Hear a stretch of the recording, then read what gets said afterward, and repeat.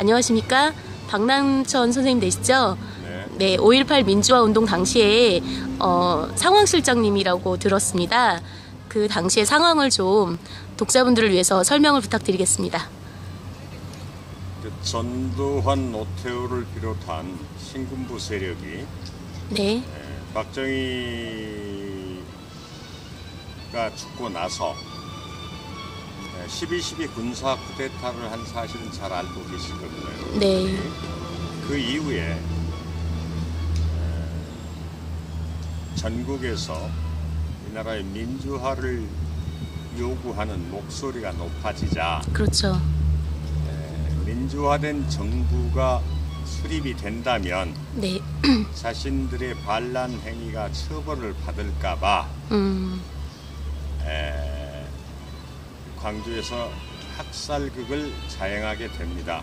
거기에는 당시에 박정희 사망 이후에 전국이 계엄 상태였습니다. 네. 제주도를 제외했었죠. 그런데 5월 18일 0시를 기해서 제주도를 포함한 전국 계엄령을 선포하고 네. 광주로 공수부대를 파견했습니다. 자, 그럼 전국적으로 민주화를 요구하는 시위들이 많이 전국 곳곳에서 일어났었죠. 네, 왜 네. 유독 광주를 지목했냐? 즉 박정희 정권 하에서 있었던 부마 사태 당시에 민주화를 요구하는 시민들을 무력으로 진압해서 성공했지 않습니까? 네. 그래서 광주의 병력을 파견해서 소위 민주화를 요구하는 시위를 강제 진압하게 되면 광주가 시끄러워질 것이다.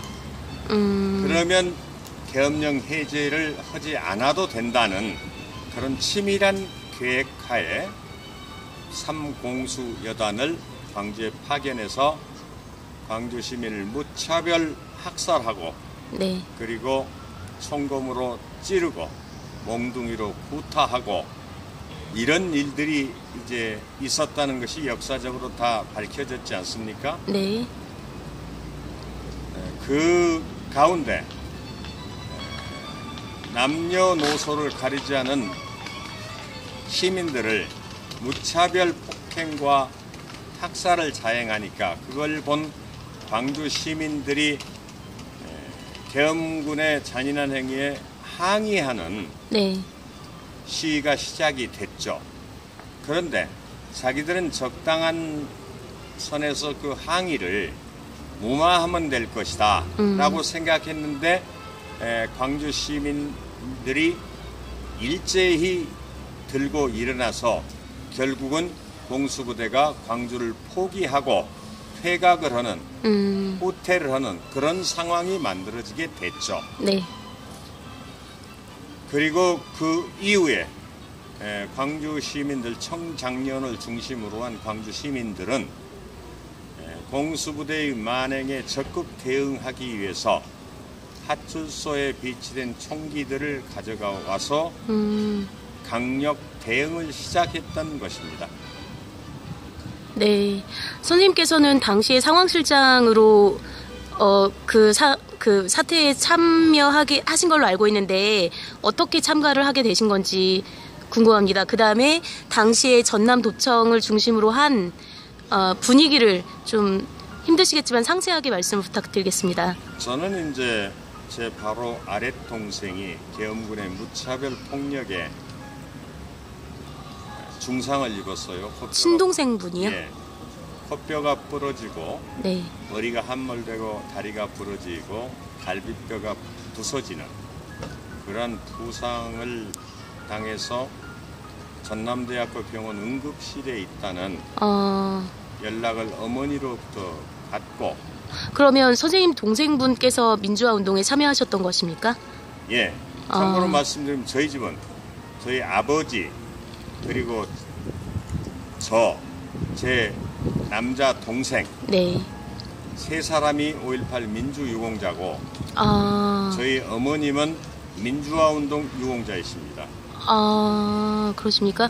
그럼 선생님께서 당시 1980년도에 연세가 어떻게 되셨던 겁니까? 동생분도 당시 궁금합니다. 제 나이는 예. 27살이었고, 그러니까 만으로는 25이었겠죠. 중흥 일동 예비군 공대에 구중대장을 맡고 있었습니다. 네. 그래가지고 이제 계엄군에 만행한 모든 전체 광주 시민들과 함께 저도 시위와 네. 그 다음에 무장을 시작하고 이제 적극적으로 대응을 하다 보니까 당시 시민 학생 수습위원회에서 무장 시민을 총지휘할 수 있는 상황실장이라는 직책을 저에게 맡겨주셔서 무장 시민군의 즉 시민군 대장을 하게 된 거죠.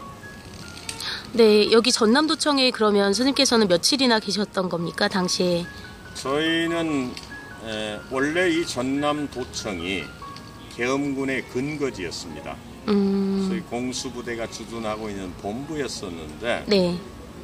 저희 광주 시민들의 저항이 격렬해지자 결국 공수부대가 퇴각을 하게 되고 네. 저희는 22일 아침 네. 전남도청을 점령을 하게 됩니다. 시민군이에요. 계엄군을 몰아내고 네. 그때부터 5월 27일 아침까지 이곳에서 6일 정도 있었습니다. 그 당시에 계엄군의 만행은 많은 뭐 영화나 증언들을 통해서 알려지게 됐는데요. 선생님께서 목격하신 그런 장면을 좀 말씀 부탁을 드리겠습니다. 저는 제 친동생의 부상뿐만이 아니라 예. 계엄군이 물러가기 이전이죠. 네.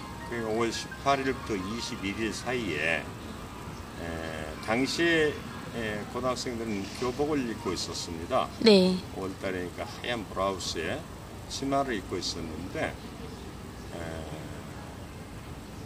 계엄군들이 아무 이유 없이 대검을 꺼내가지고 그 여학생 가슴을 이렇게 희롱하는 장면을 목격을 했습니다. 그러자 거기에 있는 어른들, 네. 시민들이 너희놈들 너희는 그만한 딸도 동생도 없느냐 이렇게 항의를 하니까 그 항의에 맞춰서 그 여학생을 가슴을 대검으로 찌르고 그 주변에 있던 항의하는 시민들을 무차별 난타하면서 체포해 갔습니다. 그런 내용은 다 알려져 있고 그 다음에 임산부 이름은 기억 안 나는데 임산부가 퇴각하는 계엄군에 총에 맞아서 죽은 그러한 일도 있었죠. 그만큼 잔인했다는 거죠. 남녀노소를 불문하고 무차별적인 폭력을 자행하고 광주 시민들을 학살하고 있었죠. 그 선생님 지금 앉아 계신 곳이 당시의 시민회관 본부지 않습니까? 시민회관. 여기는 옛 전남도청이자 네.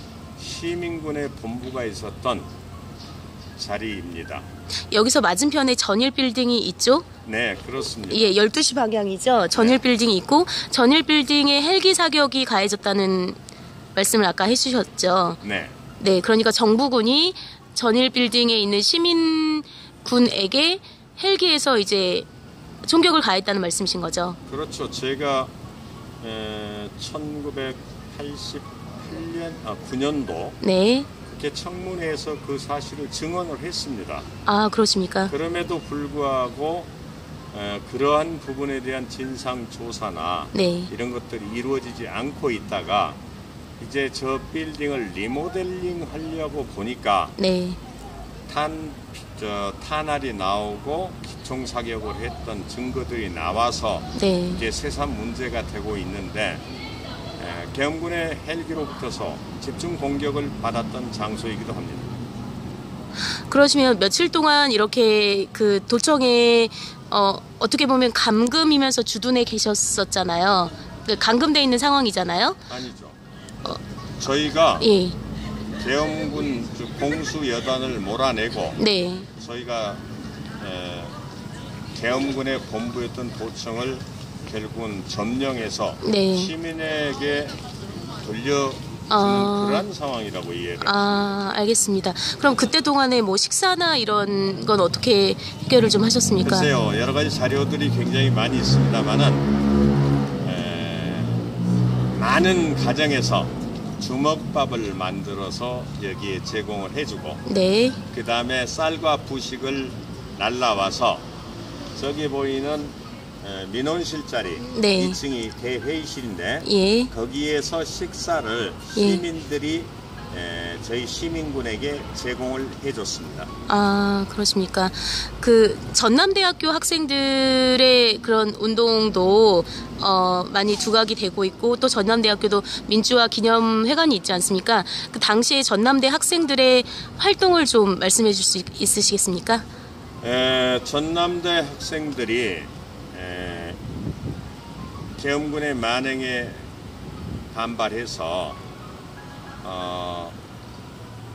데모를 한 건 사실이죠. 네. 그리고 5월 18일 0시를 기해서 소위 계엄령이 확대되니까 네. 사전 검거를 하게 됩니다. 소위 계엄 당국에서 네. 전두환 일당이 대부분의 전남대학교 학생 운동권은 사전 5월 17일 밤이겠죠. 사전 검거돼서 전부 상무대 영창으로 끌려가고 나머지 일부 학생들은 운동권이죠. 네. 전부 광주를 떠났죠.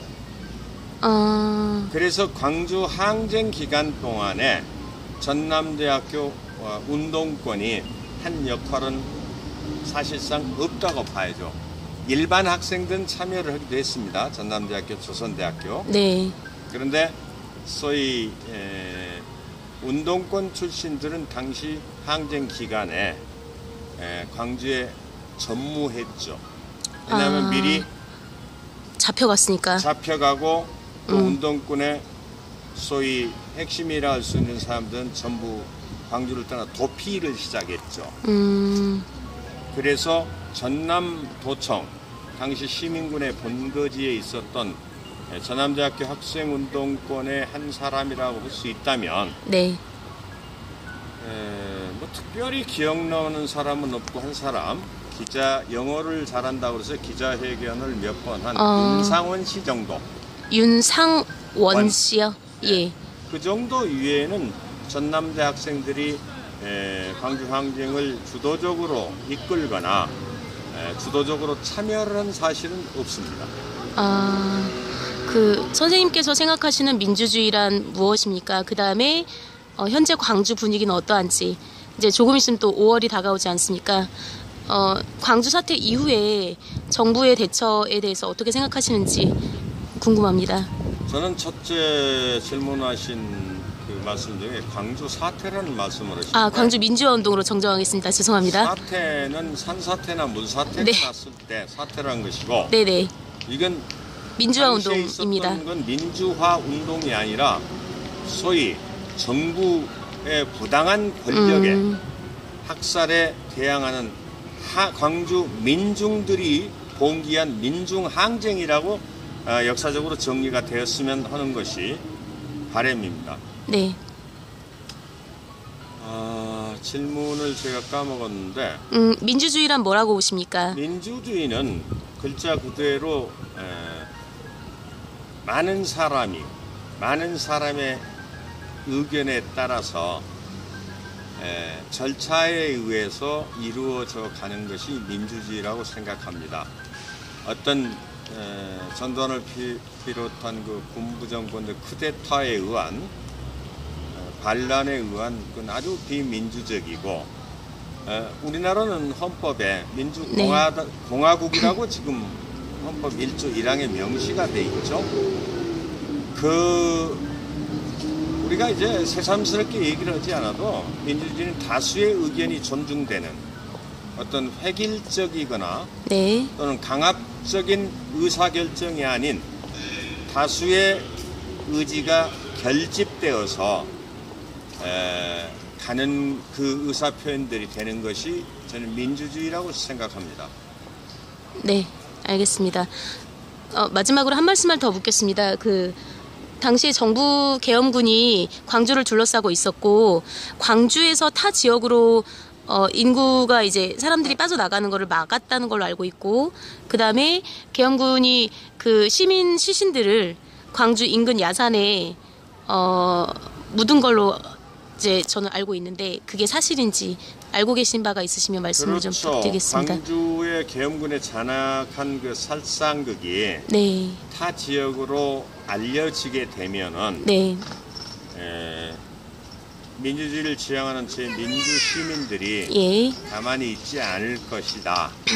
그리고 그 대열에 동참하게 될 것이다라는 생각을 신군부 사람들이 했겠죠. 네. 그래서 20 전투사단 그리고 31사단 그 상무대 병력 그리고 3공수여단, 7공수여단, 11공수여단 네. 약 2만 명의 병력으로 광주를 완전 포위를 했었죠.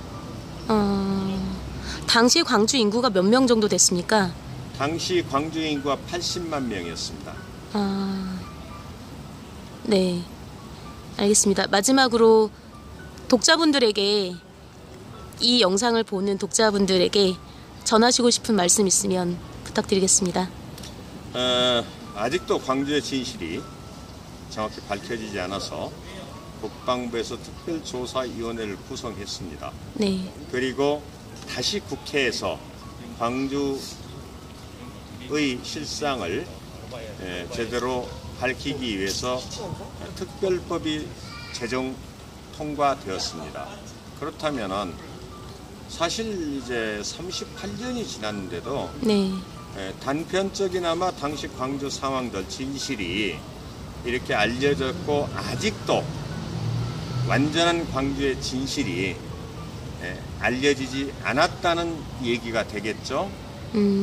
그래서 저는 감히 말한다면은 5.18은 아직 끝나지 않았다.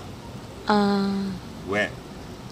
5.18 때 수많은 시민을 학살한 사람들이 누가 지시를 내린 사람도 밝혀지지 않았고, 그 다음에 누가 사격을 지시했는지도 밝혀지지 않았고, 그 다음에 그때 돌아가신 분들 지금 행불자가 굉장히 많거든요. 네, 그렇죠. 행방불명자가. 이 사람들의 시신이 38년이 지난 지금도 어디에서 어떻게 돌아가시고 어디에 묻혔는지에 대한 진상이 밝혀지지 않고 있습니다. 그래서 뉴스와이 독자분들께서도 더 관심을 갖고 광주의 진실을 규명하는데 네. 함께 해주셨으면 합니다. 우리가 어제는 과거, 오늘은 현실, 내일은 미래라고 하지 않습니까?